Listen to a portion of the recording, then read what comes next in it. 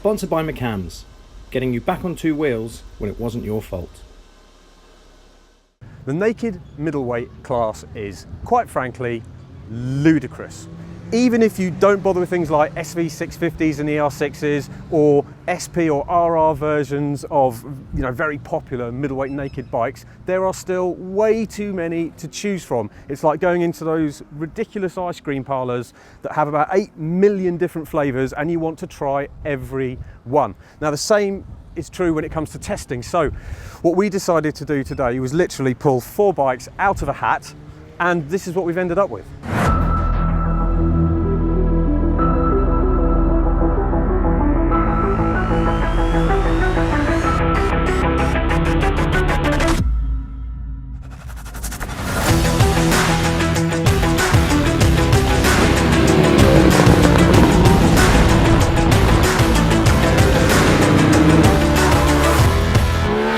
Now, I might have been hoping for a bit of MV Agusta Brutale loveliness, but we have ended up with another Italian bike to start off with, the Ducati Monster 821, and that is also joined by another European, KTM's nutty new 790 Duke. Joining those two are Yamaha's balmy MT-09 and Kawasaki's Z900. So we've got an inline 4, we've got a triple, a parallel twin and a V-twin, and we've got a nice different kind of levels of pricing and specification going on. So I think that is a fairly good mix.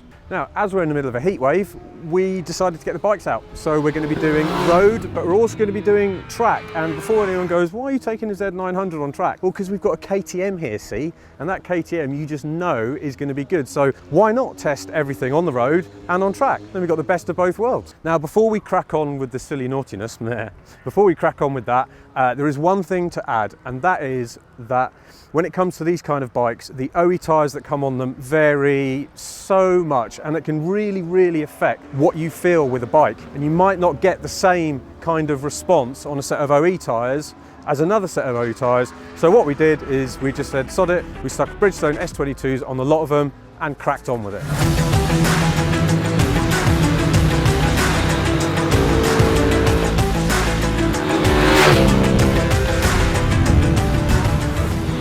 The bikes have all gone back and we have had a bit of time to ruminate on our results, and as we had Bridgestones on, we have my old friend Mr. Gary Hartshorn from Bridgestone joining us. So Gary, middleweight naked sports bikes, usually your thing? No, not up until this year, until I was very fortunate to have a 790 Duke for a few months. The 790s sort of opened my eyes to what's out there, that's for sure. And hence partly why we did this test. So we had the 790 Duke, which is a proper little ripper. We had the slightly delicious Monster 821 Stealth, and we also had the barking MT-09. The last one was the Z900, which is a fabulous little bike. Before we get into our bits and bobs, how did you find your days on the bikes? The difference between all of them is quite vast, yet they're all aimed at the same part of the market. But when you ride them, it's like, oh, right, okay. And there was a few surprises in there as well, which I'm sure we'll get onto in a bit, and certainly one for me. For those that know me, yeah, absolutely. Excellent. Let's start off with the most base category. Which is the best looker of the 4? Which is your favourite? For me, is the MT-09. Really? Yes. I did not see that coming. I do like I always like the MT-10. And the front end's very similar, especially this one as well, because it got the 2 little fog lights underneath. Yeah. So you got the 4 lights. It looks like a transformer. I've got to say, I kind of like them all, but I really like the Kawasaki. I don't know why. I just really like its lines. I like its look, and its build quality seems really good on it. Maybe followed closely by the Ducati, because at the end of the day, it is a monster. It's an iconic design, and I really like that too. Okay, so we've got MT-09 for you. Kawasaki for me. Yeah. Sweet. Now, one thing that has become really important, it seems, with a lot of buyers is the dashboard on bikes, because we're getting these TFT cool dashes. So looking at these bikes, I would say that Yamaha's dash is functional, almost doesn't count as a dash, very small unit, fairly basic. The Kawasaki's is actually quite nicely put together, but then there's this kind of carbon effect that I thought even if it is real carbon, it looks a bit cheap, which is totally taking away from the rest of the aesthetic of the bike, which I think is fabulous. I think it's a bit of a dead heat between the KTM and the Ducati, because they both have dashes that wouldn't look out of place on 20 grand sports bikes. I agree, but I think if we have to choose a winner out of the two, which I'm going to. Okay. So having tried to change a few things on both bikes, Yeah. I would go for the KTM one simply because of ease of use. I wonder which bike has the best overall specification. This is interesting in many ways. If we start off with the Kawasaki comes with good suspension, good brakes, all the rest of it. Electronically, it has ignition, pretty much. It's got an on and off button. It's got an on and off button.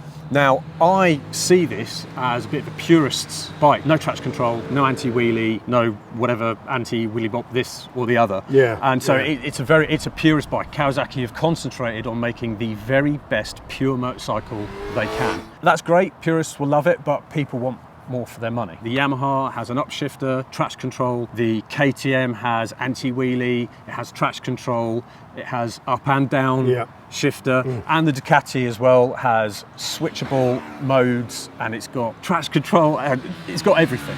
Thinking about it, again, for me, it's a bit of a dead heat, again, for me personally, between the Ducati and the KTM. They're both pretty stacked. They are, again, totally agree. And if we are looking at the best spec, then that's what we have to look at.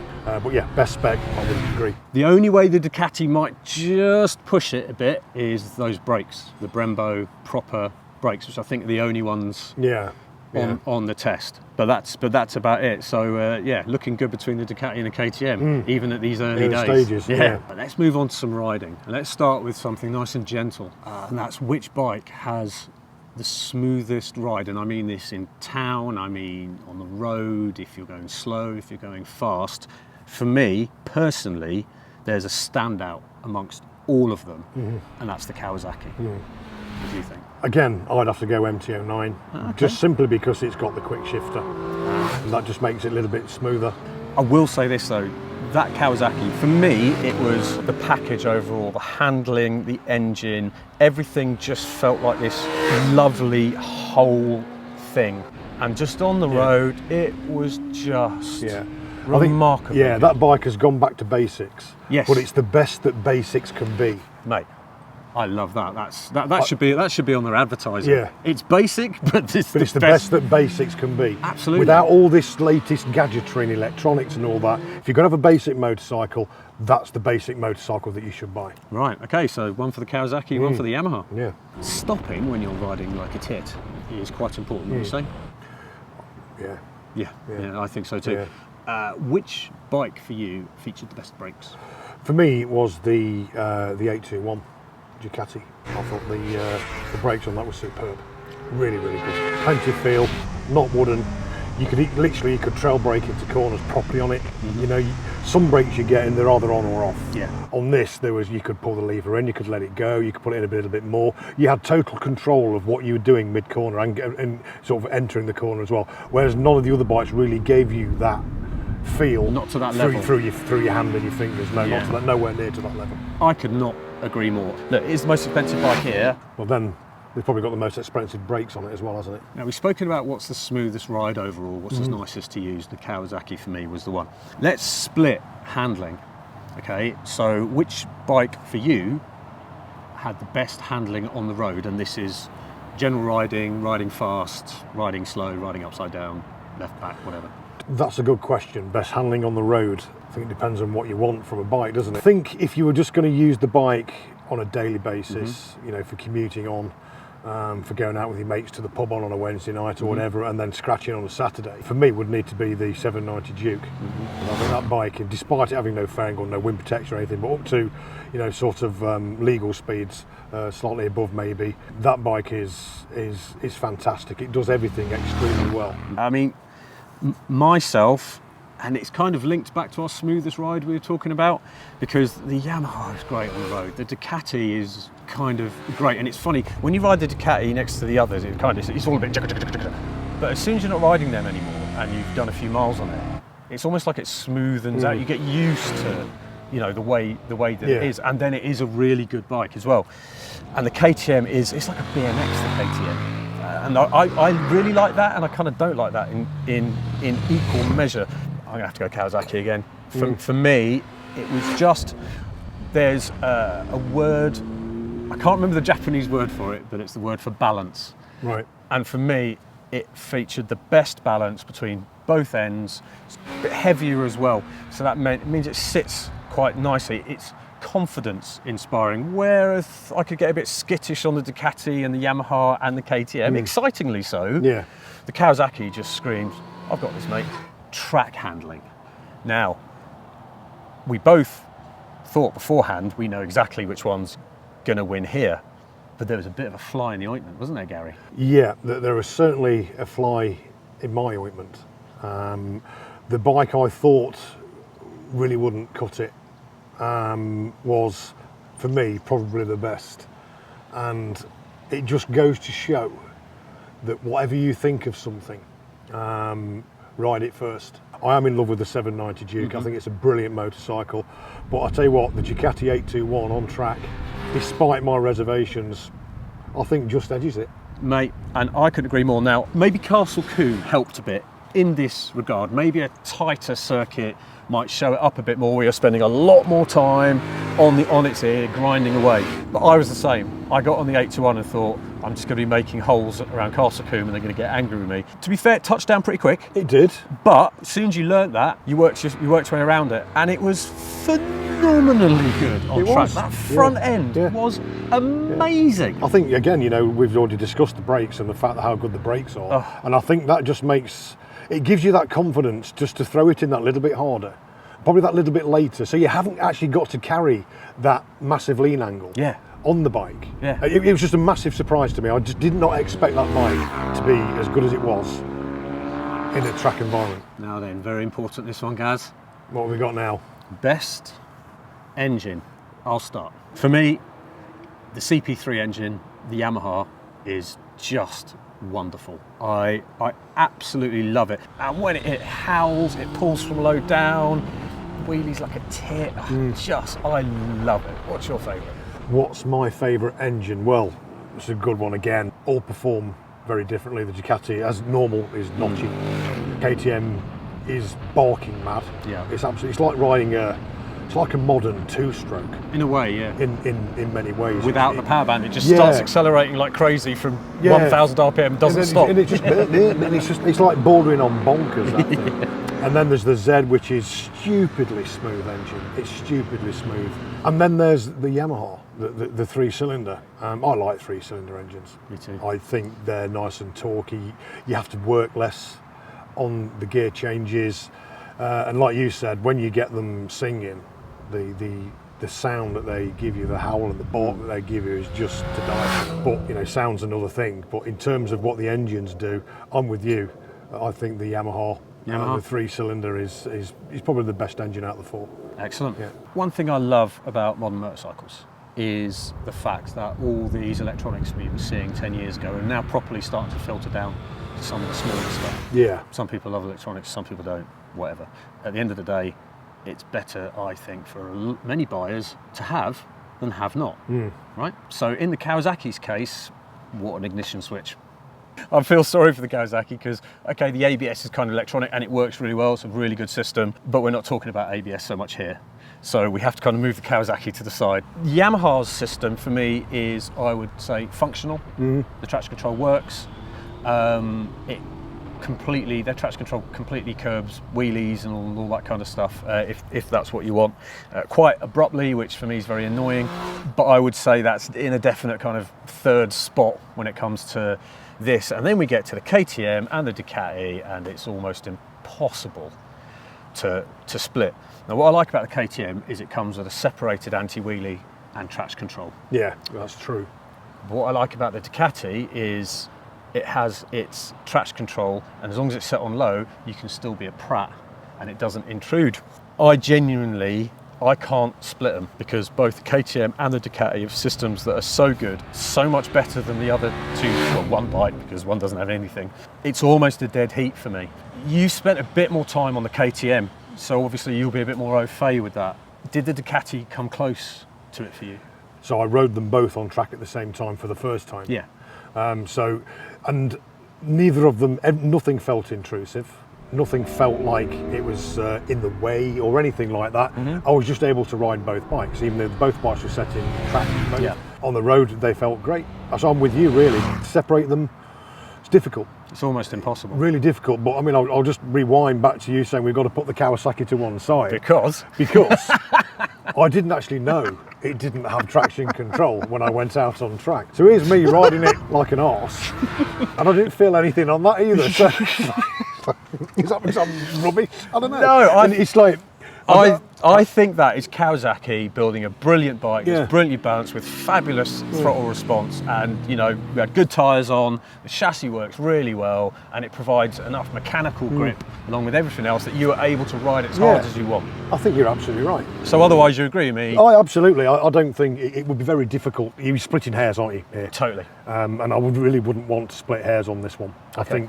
I think that they're on a par with each other. Dead heat. Right, this next category will be important to some people, not important to probably a great number of people, but being me, still quite important to me, and that is best Hooligan bike. Now, there are a couple of caveats attached to this because of the electronics some of the bikes run. So the MT-09 with the traction control off, the KTM with the anti-wheelie off, and the Ducati set on traction control of 1. Okay, so that's how we're looking at this. Now, the Kawasaki and the Ducati will both muck about and stunt and do it, but they're kind of classy. They don't just drop their knickers like that. Yeah, but there is that, yes, but the KTM with the anti-wheelie off comes with knickers already down around one ankle. The MT-09 with the traction control off, it's already thrown its knickers up because it is just insane. It is properly, we didn't have time because we got rained on that day shooting, and it just absolutely pulled it down. We didn't have time to, I wanted to do one shot talking in a microphone where I was on a off-road kind of thing, but going to show the ridiculousness of how easy, ease. Like, look, I'm not doing anything, second gear, even I could wheelie it. And I can't wheelie. For me, the one that's most Hooligan is the 790 Duke. It's light, it's small, it's tiny, you can put it where you want. I mean, it's 100 plus brake horsepower engine in something that, I mean, I don't know how much it weighs, it's probably about 180 kilograms. The lightest by a long way. Something ridiculous. The problem is with it is that it's one of those bikes that it doesn't really become a Hooligan bike unless you ride it really fast. And it just keeps begging you. I love that. It does, it's just there, it's like that little KTM mascot on your shoulders. Come on then, come on, try harder. Is that all you've got? So for me, 790 Duke is literally bordering on bonkers. As I said, it pushes the Yamaha very close, but Yamaha for me, KTM for you. The PCP stuff, let's look at prices first, right?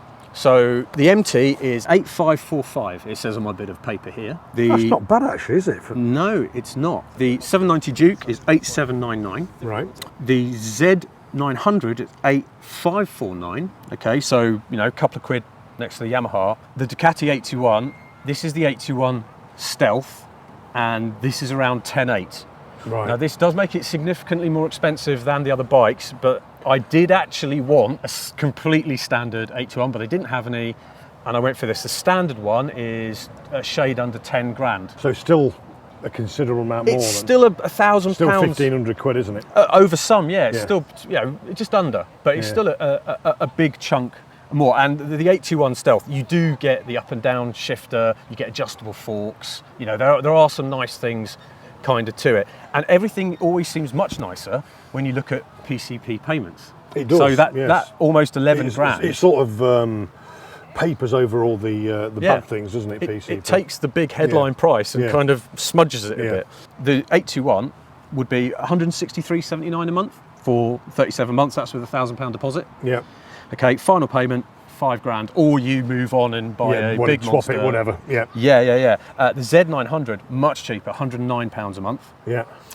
The KTM is even more cheap, £79 a month, but that is with a deposit of over 2 grand. Ah, right. So the others have got no deposit, or no, they have deposit. So the Ducati is 1,000, the Z9's 1,000, the MT is 1,700 quid, and that's with payments of 99 Right. I think when you look at the deposit and the payments per month, it will kind it of balances itself out. It balances itself out. So term. sometimes what you need to do with these things as well is look at particular deals. So just as an example, KTM at the moment, we are in August here. KTM at the moment are offering £790, I think, of power parts. Right. When you buy a bike, and I know other manufacturers do similar things. So sometimes, if you're not sure what to get, it might be what you can get with it. With it, yeah, exactly. The add-ons, the bolt-ons. The add-ons as well.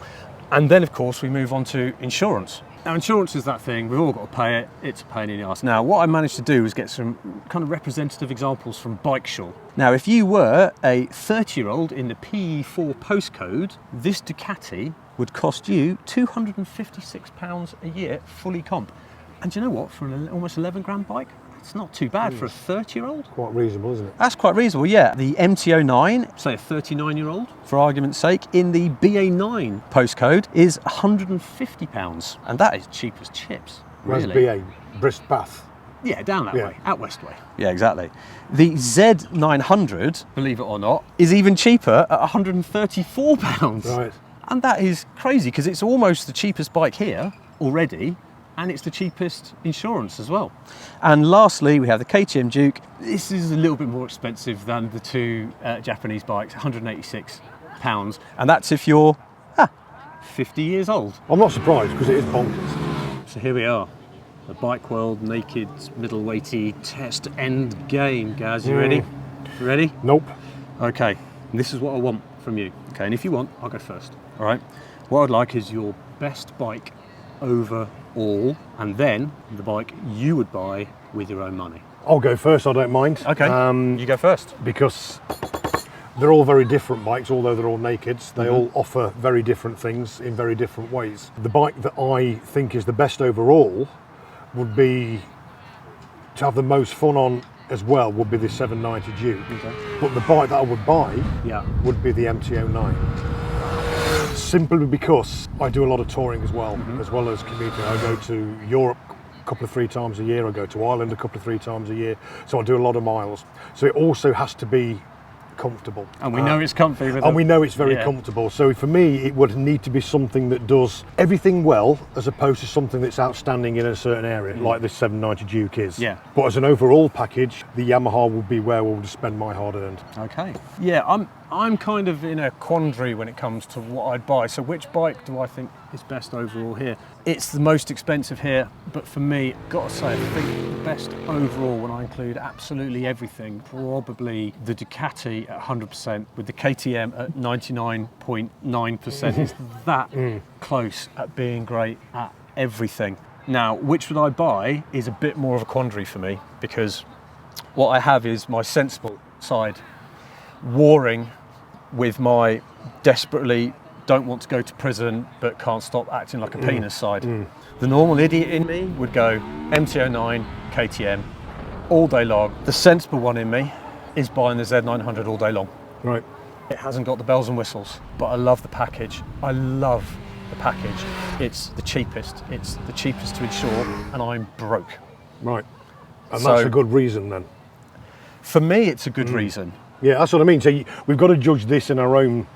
We've both ridden the bikes in exactly the same environments. We live in totally different environments. We live in totally different parts of the country. Yeah. I commute lots of miles, you don't, etc., etc. So yeah, we're always going to have a difference of opinion. Yeah, I know. And, again, as much as I love the Ducati, for me, it's too expensive for me. The Yamaha, I just go to prison. The KTM, almost the same problem. Whereas the Kawasaki, you want to be able to it? Fine. Traction control, don't need it. Especially with them those tyres of yours, which are just ridiculously good. S22s, Yeah. You go Yamaha, Yeah. and I'd go Kawasaki. Yeah. Before we go, some thank yous. Phoenix Yamaha in Trowbridge. Thank you so much, guys. You helped us out loads. Next up is Castle Combe. And if you've not done a track day there, please go try. Very different to all the other track days you go do. Kind of old school, much more relaxed vibes, small numbers on track, multiple groups. It's great. Check out the website, have a go. And it's an old school track. Loads of fun. And lastly, thanks to this man, because he gave us some ace tyres to roll on. And, well, they worked really well. You're very welcome.